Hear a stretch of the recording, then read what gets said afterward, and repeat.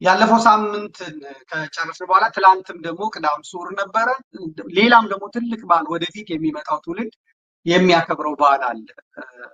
የዛሬ ስንት ዓመት አካባቢ በሊቢያ የኢትዮጵያውያን ወንድሞቻችን በተለይ ከቂርቆስ ከምን የሄዱ ልጆቻችን ወንድሞቻችን በሊቢያ በረሃ በጽንፈኛ አክራሪ የእስልምና ጽንፈኞች አማካኝነት በሊቢያ በረሃ ለኢትዮጵያ ጭምር ማስጠንቀቂያ በመስጠት ያው ተሰይፈው ነበረ እና ቤተክርስቲያን ውለታ አትረሳምና በስሙ ክርስቲያን በመሆናቸው ብቻ ዋጋቸውን የከፈሉትን ቤተክርስቲያን በመቅደሷ ውስጥ ስላ ልጆቿን ትዘክራለች ማለት ነው። ልጆቿን ትዘክራለች። እነዚህ ወጣቶች ናቸው። እንጀራ ፍለጋ ነው የወጡት። ነገር ግን አንገታቸው ላይ በተገኘው ክርና ማተብ የተነሳ ተይዘዋል። እምነታችሁን ካዱ ተብለዋል። እምነታችሁን ቀይሩ ተብለዋል ላለመሞት። ነገር ግን የሚያበረታው የሚያጸናው የእግዚአብሔር መንፈስ መጥቶ እግዚአብሔር መንፈስ ቅዱስ መጥቶ አበርትቷቸው አጽንቷቸው እምነታችንን አንቀይርም ክርስቶስን አንክድም በማለት የተሰዉበት ዕለት ነው። በአሰቃቂ ሁኔታ ግብፃውያንም እንደገና ደግሞ ኢትዮጵያውያንም ኤርትራውያንም የተሰዉበት ነው።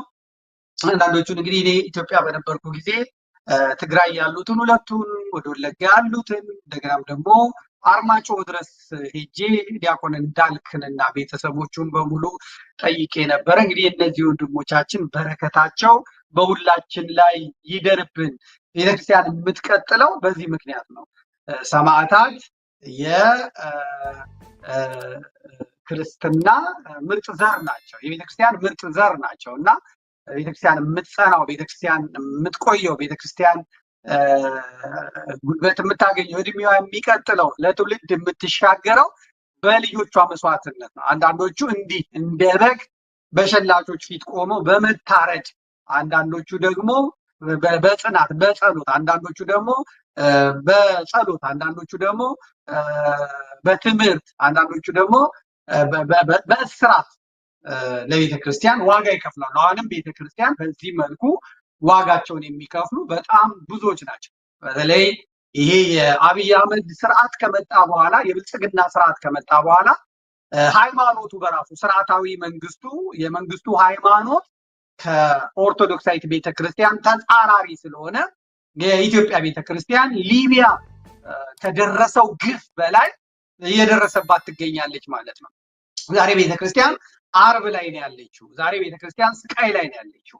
ከጅጅጋ አንስቶ ካህናቱ እየታረዱ ቤተ መቅደስ ውስጥ ነው የተጣሉ። ያውላ ቪዲዮ አለ፣ ያውላ ፎቶግራፍ አለ፣ ያውላ በመላ ኢትዮጵያ የተደረገው በክርስትናና በክርስቲያኖች ላይ እየተደረገ ያለው ነገር ታሪክ የሚዘክረው ነው። እነዚህ የምታዩቸው ወጣቶች የክርስቶስ ሙሽሮች ናቸው። እነዚህ የምታዩቸው ወጣቶች በሙሉ በድፍረት በጽናት በሞትን ሳይፈሩ በሸላቾቹ ፊት ልክ እንደ ክርስቶስ ሞትን ሳይፈሩ የአምላካቸውን ስም መስክረው በአራጆቻቸው ፊት የታረዱ ናቸው። እነዚህ አራጆቹ እንግዲህ ያም በማድረጋቸው በሰማያት የሚጠብቃን ክብር አለ ብለው ነው የሚያስቡት። ክርስቲያንን መግደል፣ ክርስቲያንን ማረድ፣ ክርስቲያንን ማሳደድ፣ ክርስቲያንን ማስጨነቅ፣ ክርስቲያንን በግድ እምነቱን እንዲቀይር ማድረግ ጽድቅ አለው፣ ወደ መንግስተ ሰማያት እንግዲህ ወደ ገነት ያገባናል ነው የሚሉት። እኛ ሙሽሮቻችን ትላንት ታስበው ውለዋል ማለት ነው። በሌላ በኩል ደግሞ እኔም ደግሞ ሳላስበው ለካስ 51 ዓመት ሞላኝ ማለት ነው። እንዲሁ እብድ እንደተጫወትኩ እንዲሁ ፍንዳታ እንደመሰልኩ 51 ዓመት ሞላኝ። 50 እንደቀልድ እንዴት አይነት ነገር ነው። ግማሽ ክፍለ ዘመን ማለት ነው። ግማሽ መቶ ዓመት አላውቅም ብቻ 50 ተሻገርን አንድ ብለን መኖር ጀመርን ማለት ነው።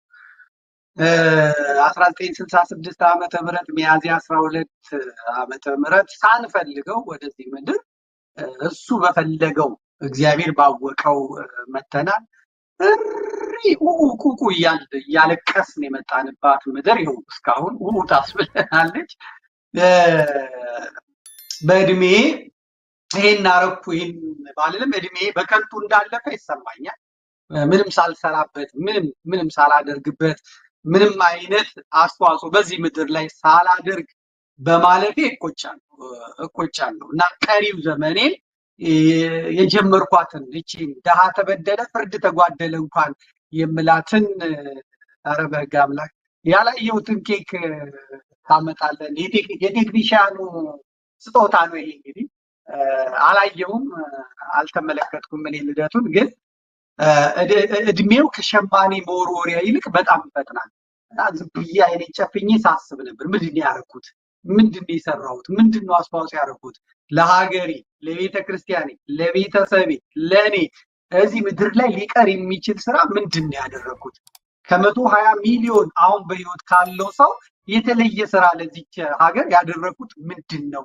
ራሴን በብዙ ወቀስኩ፣ ራሴን በብዙ ጎሰምኩ፣ ራሴን በብዙ መረመርኩ፣ ራሴን በብዙ አየሁ። ግን ምንም እንዳልሰራው ተሰማኝ።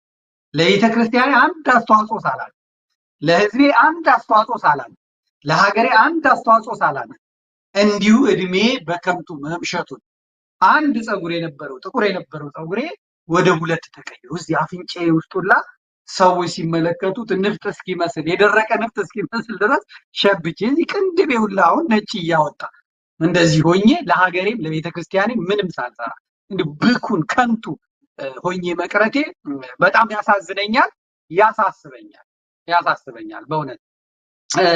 ደግሞ ያለ መማሬ የሚቆጨኝ በእውነት ያለ መማሬ በጣም ነው የሚቆጨኝ። ፕሮፌሰር ብሆን ዶክተር ብሆን ኢንጂነር ብሆን እልና ደግሞ እንደዛ ብሆን ኖሮ ፈሪ ይሆን ነበረ። እንደ ኢንጂነሮቹ እንደ ዶክተሮቹ እንደ ፕሮፌሰሮቹ ፈሪ ይሆን ነበረ እና ደግሞ ሆዳም ሆን ነበረ እና ድሃ ተበደለ ፍርድ ተጓደለ ብዬ አልጮህም ነበር። ሼም የሚባል ይዝ ነበረ፣ ሼም ይቆነጥጠኝ ነበረ እና ዘመኑ የኔ ነው፣ ዘመኑ ይመቸኛል፣ ዘመኑን መስዬ ማደር አለብኝ እል ነበረ እና ለታሪክ ለትውልድ ሳይሆን ለሆድ ኖር ነበረ እና እንኳንም ያልተማርኩ በሆነ 12ኛ ክፍል በቂ ነው። ከዛ እንዳይቀር ደግሞ ሰርተፊኬቱ መንፈሳዊ ኮሌጅ ገብቶ ከቅድስት ሥላሴ መንፈሳዊ ኮሌጅ ዲፕሎማ መያዙ በቂ ነው እና ምንም እንግሊዝኛ ያለማወቄም ጀርመንኛ፣ ፈረንሳይኛ ምንም ያለማወቄም እንደው በጣም አመሰገንኩት። ምክንያቱም ቢያንስ አሁን በድፍረት ግራ ቀኙን ሳላይ ድሃ ተበደለ ፍርድ ተጓደለ ብዬ እንድጮህ ያደረገኝ በእውነት ያለመማሬ ነው እና ያለመማሬን በጣም አመሰግናለሁ። የተማሩትን ስንጠብቅ ይናገራሉ ብለን ስንጠብቅ የ4ኛ ክፍል የ7ኛ ክፍል ተማሪ ሲመራቸው ሲያሽቆጠቁጣቸው እግር ሲያስልሳቸው በጣም ሆዳም ሆነው በጣም ከርሳም ሆነው ወርደው ተዋርደው ሳይ፣ አንዳንዶቹ ጸጥ ብለው ሳይ፣ አንዳንዶቹ መሰሪ ሴረኛ ሆነው ሳይ እና ቦርጫቸውን አንዘርጨው ለቦርጫቸው ለከረባት የሚሆን ድራፍትና ቢራ ውስኪ እየጠጡ ሰውነታቸው እያብለጨለጨ በስጋ እየደላቸው ሲኖሩ ለትውልድ የሚሆን መፍትሄ ባለማምጣት ከዳር ሆኖ ስመለከት እንኳንም ያልተማርኩ ነው የምለው በእውነት እንኳንም ያልተማርኩ እንኳንም ዘጋብኝ እና እቀጥላለሁ። ምናልባት እንግዲህ እንደ አዲስ እግዚአብሔር ከረዳኝ ከማክሰኞ ጀምሮ ከሚቀጥለው ማክሰኞ ነገ እረፍት ቀኔ ነው። ከነገ ሰኞ ማዕዶት ነው፣ የመሻገር ቀን ነው። ከማክሰኞ ጀምሮ ርዕሰ አንቀጹን ይጀመራል። እኔም ደግሞ እግዚአብሔር ካለ እናንተም ጸልዩልኝ፣ አብዝቼ እንድጋፈጥ፣ አብዝቼ እንድጮህ ዘር ቀለም ሳለኝ ኧረ ተው አንተ ሰው ታስተኩረኛለህ ወደዚህ። እኔ ለቀልድ ፌስቡክ ላይ የማደርገውን ምንድነው ቴሌግራም ላይ የማደርገውን ወደዛ ወሰድልኝ። አብዝቼ እንድጋፈጥ፣ አብዝቼ እንድታገል፣ አብዝቼ ድምፅ እንደሆን እገሌ ነው ፋኖ ነው ጄኔራል ነው ሚኒስትር ነው ካህን ነው ዲያቆን ነው ፓስተር ነው ሼክ ነው ምናምን ነው ሳልን የኔ ሰው የሩቅ ሰው የቅርብ ሰው ሳልን በቃ ውግንናዬ ለህዝብ አድርጌ እንድጮህ ይቀርበኛል ይርቀኛል ብዬ ሳላዳላ ድምፅ እንድሆን ጉልበት ኃይል እንዲሆነኝ ጸልዩልኝ፣ እናንተ ጸልዩልኝ። እድሜ በከንቱ እያለቀ እድሜ ምንም ሳልሰራ ለወገኔ ለህዝቤ ምንም ሳላ እድሉን ሰጥቶኝ ጊዜውን ሰጥቶኝ እድሜ ሰጥቶኝ ምንም ነገር ሳልሰራ እዚህ በመድረሴ እየተቆጨው ነው። በከንቱ አለቀ። ይመሻል፣ ይነጋል፣ ይቆጥራል። ዝም ብሎ የስደት ዓመት መቁጠር ብቻ ሆነ እና የበለጠ እንድሰራ የበለጠ እንድጮህ እውነትን የሚጋፈጡ እውነትን የሚቆሙ ሰዎች ደግሞ ከጎኔ እንዲቆሙ 24 ሰዓት የሚሰራውን ቴሌቪዥን እውነት ሀቅ ያላቸው ሰዎች መጥተው እንዲያገለግሉበት እግዚአብሔር መንፈስ ቅዱስ ከያሉበት ቦታ መርጦ ጠርቶ በባትሪ ለቅሞ አምጥቶ በመንፈሳዊ በኩል መንፈሳውያን፣ በዓለማዊ በኩል ዓለማውያን የተማሩት ሰዎች ባለሙያ ሰዎች መጥተው ይህንን እግዚአብሔር የሰጠንን መድረክ እንዲጠቀሙበት እናንተም ጸልዩልኝ። በጣም እያሳሰበኝ ነው። ያለ መስራት ይቆጫል። በእውነት እንደዚህ እኔ በጀርባዬ ተኝቼ አይኔን ጨፍኜ ያለፉትን ዓመታት ሳስባቸው ምንም ግባ የማይባል ነገር ሳላደርግ መቅረቴ እያሳሰበኝ ነው።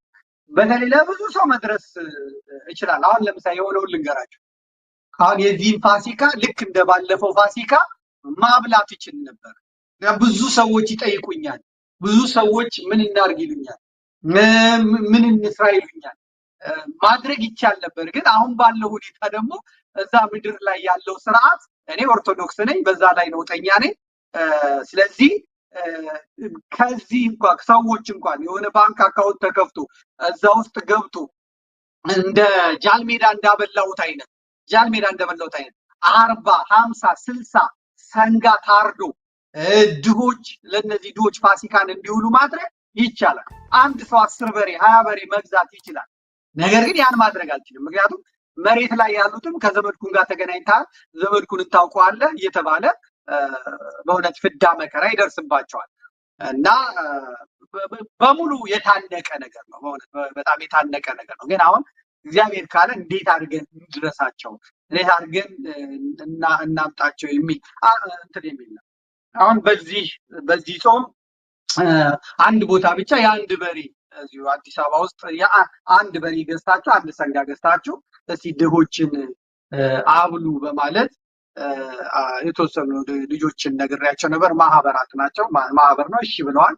እንግዲህ እግዚአብሔር ካለ ሰሞኑን ያበላሉ ማለት ነው። ማን ነው ይህንን በሬ የገዛው? አንድ ሰው አንዲት እህት ነገረችኝ።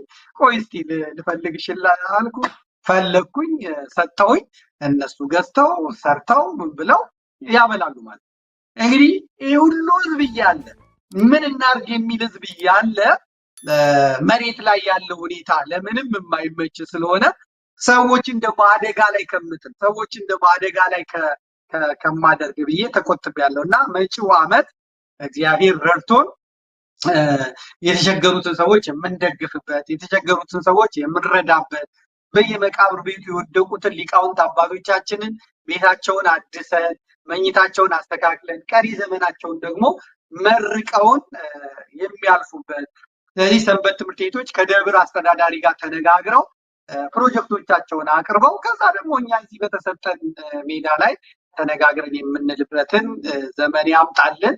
እንግዲህ 52ኛው ዓመት ላይ እንደው ትንሽ ነገር የሚታይ ነገር ስራ ሰርተን እንድናልፍ ማለት ካደረሰን፣ ለዛውም ካደረሰን አሁን ውሎ ማደሩም አድሮ መዋሉም ተጠባቂ አይደለም። ሰዎች እኛን ስንባል ገና 60 ዓመት 70 ዓመት 80 ዓመት እንኖራለን እንላለን።